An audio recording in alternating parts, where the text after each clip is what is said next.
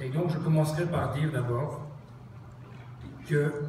remercier d'abord le Club de Madrid et le Conseil de l'Europe d'organiser cet événement. Et vous dire, vous avez parlé tout à l'heure de l'humiliation. Alors je voulais dire simplement, on ne n'humilie pas les gens. On ne n'humilie pas les gens. Alors la question qu'il faut se poser, c'est de savoir pourquoi un groupe, à un moment donné, décide de s'organiser pour attaquer d'autres personnes. Alors ça peut être économique, ça peut être social, ça peut être culturel, ça peut être religieux. Sans savoir, c'est pourquoi tu m'attaques moi. Qu'est-ce que j'ai fait qui ne t'a peut-être pas plu et qui fait qu'aujourd'hui, tu veux effectivement me faire du mal. La question qu'il faudrait se poser, c'est de se dire à qui profite le crime. C'est aussi une question qu'il faudrait se poser, de savoir à un moment donné, quand il y a un événement quelque part dans le monde, c'est de se dire qui profite le crime. Tout à l'heure, M. le Président de la Colombie a dit effectivement qu'il y avait un problème au niveau de la drogue, parce que c'est le cartel. Alors, est-ce qu'il faut faire la relation entre l'injustice et pour certains groupes qui deviennent radicaux et qui deviennent un peu extrémistes en se disant que est-ce qu'il y a eu quelque part une injustice?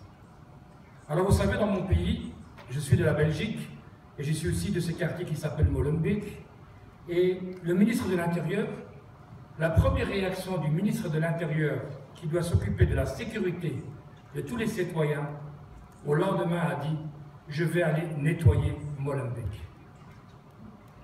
Vous allez nettoyer qui et vous allez nettoyer quoi?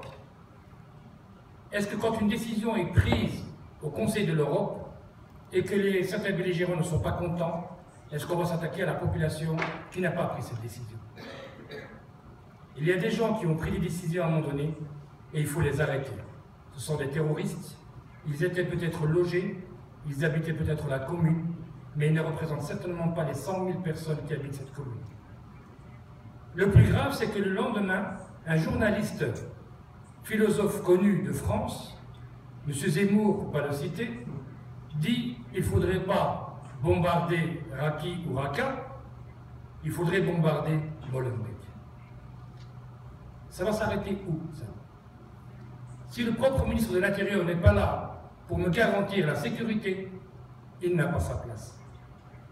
Vous savez, je suis ici de ce quartier, je suis né là-bas, j'ai grandi là-bas et je vis là-bas. Et effectivement, il y a eu des problèmes avec certains jeunes. Mais est-ce que le fait que je suis né pauvre, car je suis issu d'une famille pauvre, est-ce que le fait que je suis musulman dit aujourd'hui que je suis un terroriste? Alors, mes chers amis, aujourd'hui on parle de terrorisme et malheureusement, depuis que je suis ici, et je suis très content que dans ce groupe ici, on a parlé d'autres choses. On a parlé d'Irlande, on a parlé de la Colombie, on a parlé d'actes terrorisme dans le monde entier. Donc on est ici pas pour parler et lier l'islam au terrorisme, parce que j'ai l'impression que pour finir, quand on entend terrorisme, on pense à l'islam. Et vous savez, chers amis, entre 2000 et 2013, il y a eu 321 attaques terroristes en Europe. 321 attaques terroristes en Europe. Et là-dedans, il y en avait 7 qui avaient une consonance islamique. 7 sur 321. Quand M. Breivik a pris une mitraillette et allait tuer 71 personnes au Danemark, personne ne s'est posé la question de savoir si tout le Danemark doit se désolidariser de M. Breivik. Nous, on doit se désolidariser tout le temps. On est né en Europe, on a grandi en Europe, nous sommes peut-être d'origine marocaine, ou nous sommes peut-être de confession musulmane, mais je ne comprends pas pourquoi est-ce que je dois, moi, m'excuser pour des cas que je n'ai pas fait. Je veux être solidaire avec les Français qui ont souffert. Je n'ai pas à me désolidariser avec des gens dont je n'ai jamais été solidaire. Et s'il y a des gens qui sont solidaires avec ces gens-là, il faudra les condamner. Et donc le débat aujourd'hui n'est pas de savoir si c'est nous et vous. Le débat est de savoir il y a les terroristes d'un côté et il y a nous de l'autre côté. Quand je m'attaque à des problèmes dans certains quartiers, je m'attaque aux problèmes. Je ne m'attaque pas à cette communauté. Quand je m'attaque au terrorisme dans le monde, je m'attaque au terrorisme. Je ne m'attaque pas quand je m'attaque au cartel de Medellín ou le cartel de la drogue au Colombie, je ne m'attaque pas aux Colombiens. J'attaque les dealers, les trafiquants, les tueurs d'enfants, et ainsi de suite, et ainsi de suite. Je ne m'attaque pas à des individus ni à des communautés, mais je m'attaque à des faits. Et aujourd'hui, dans le monde entier, j'ai l'impression qu'on veut viser une communauté de l'autre.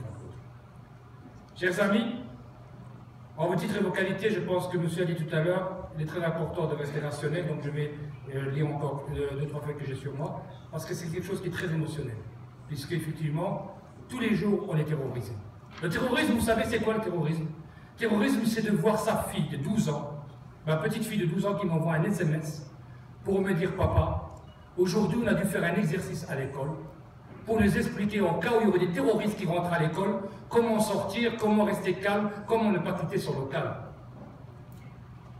C'est terrible d'avoir ces enfants, à ce moment-là, avoir ce genre de clément ma chérie, effectivement, il faut écouter ce qu'il a dit le professeur.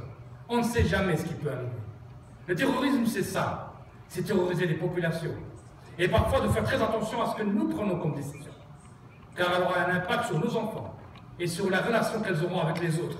Il ne suffit pas de dire à des enfants comment se cacher du terroriste, mais il faut lui expliquer pourquoi, ce qu'il en est, et est-ce que nous avons une part de responsabilité ou pas. Est-ce que nous avons aussi une part de responsabilité de ce qui se passe à travers le monde. Alors, chers amis, au lendemain des attentats qu'a connus la France, le niveau d'alerte terroriste a été élevé partout en Europe. Et la Belgique, malheureusement, est actuellement secouée. D'abord par les événements de son pays voisin, ensuite par le fait qu'il semblerait que les personnes responsables sont ici d'une communauté ou d'une commune bruxelloise. Sur ce climat de haute tension, c'est la population civile qui en paye le prix. Des tensions communautaires se créent. Les gens ont peur et vivent sous la menace de connaître un attentat à n'importe quel moment. Nous, en tant que responsables politiques, notre responsabilité première est d'assurer la sécurité de nos concitoyens qui n'ont rien fait, n'ont rien demandé et qui ne demandent qu'à vivre en paix. Si on ne peut pas garantir que nos enfants aillent à l'école en toute tranquillité, que nos familles se baladent et prennent les transports en commun en toute sécurité, à quoi servons-nous? Le mot nettoyer, comme j'ai dit tout à l'heure, est un mot qui est un peu grave, puisqu'effectivement, on parle de qui quand on dit qu'on va nettoyer qui et on va nettoyer quoi.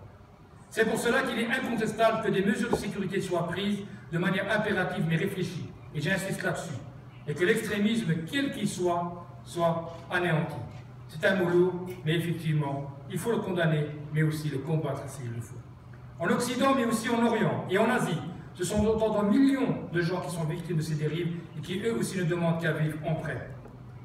Mais chercher à contrer l'extrémisme sans le considérer à sa base est un combat perdu d'avance.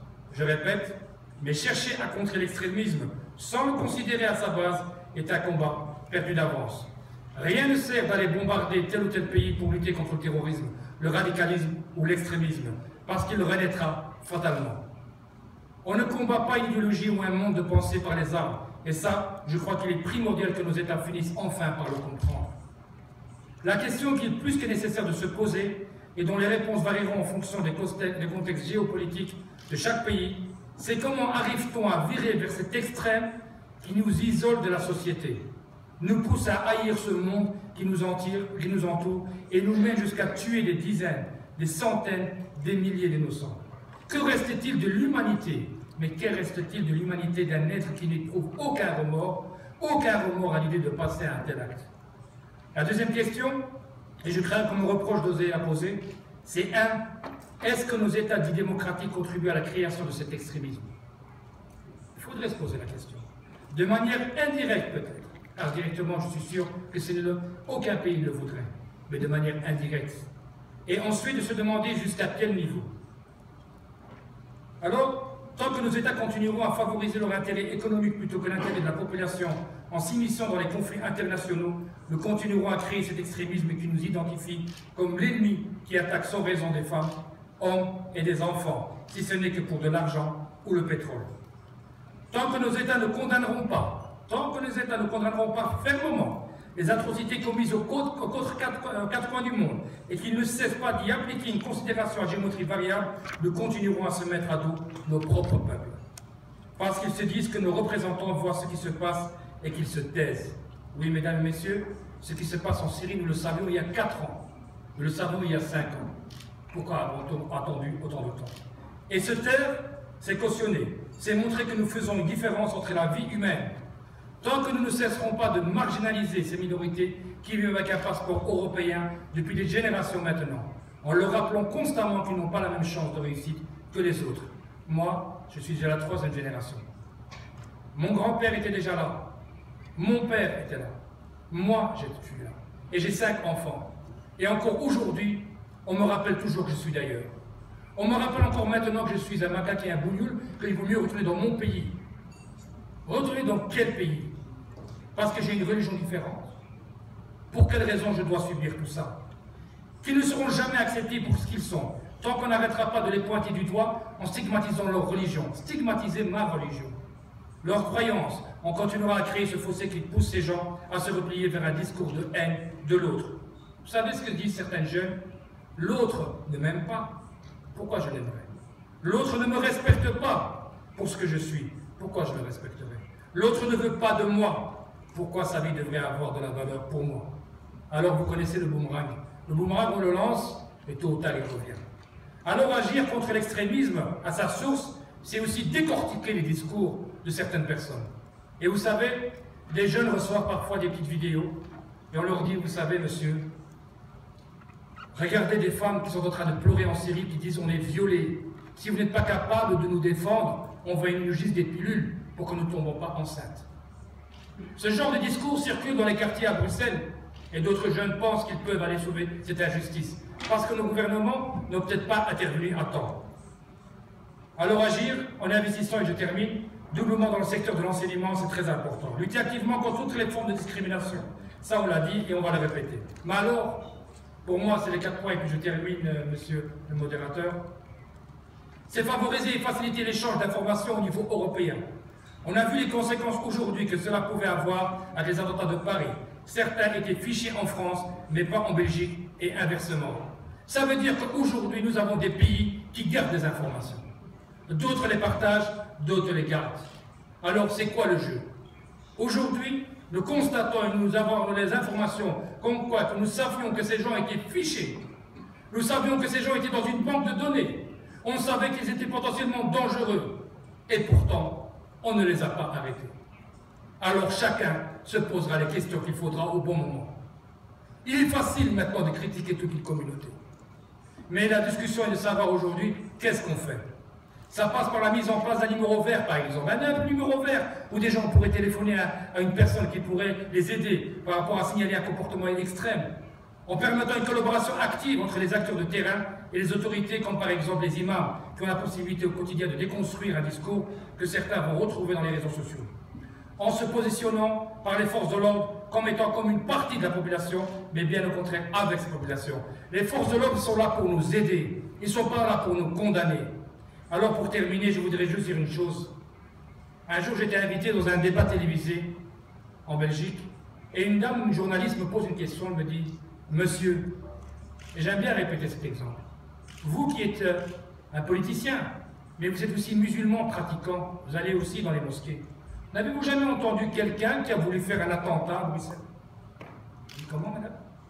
Elle dit, vous qui êtes musulman pratiquant, n'avez-vous jamais entendu quelqu'un qui a voulu faire un attentat à Bruxelles? Et je lui dis, oui, madame. Oui, madame. Avec beaucoup d'ironie. Vous savez, madame, au rez-de-chaussée où j'habite, il y a 3 personnes qui veulent mettre une bombe dans le métro. Mais il ne faut pas vous inquiéter, madame. Parce que vous allez prendre votre voiture, vous allez partir à la maison en voiture. Moi, c'est ma mère et ma soeur qui vont mourir parce qu'ils prennent le métro tous les jours à Bruxelles. Vous croyez qu'on va entendre que quelqu'un va faire un attentat à Bruxelles, on va laisser faire? Vous savez, madame, dans quelle éducation j'ai eu? J'ai grandi avec un livre qui s'appelle le livre de la jungle, le Jungle Book. À un moment donné, il y a le feu dans la forêt. Et le feu dans la forêt, vous savez ce qui s'est passé? Les animaux les plus forts ont pris les animaux les plus faibles sur leur dos pour les sauver. Nous, les musulmans d'Europe, nous n'avons même pas eu le droit d'avoir le niveau des animaux. Alors, madame, nous avons le même discours. Ce n'est pas un combat, nous contre vous. C'est nous, ensemble, contre le terrorisme. Et c'est la seule manière de gagner cette course. Je vous remercie.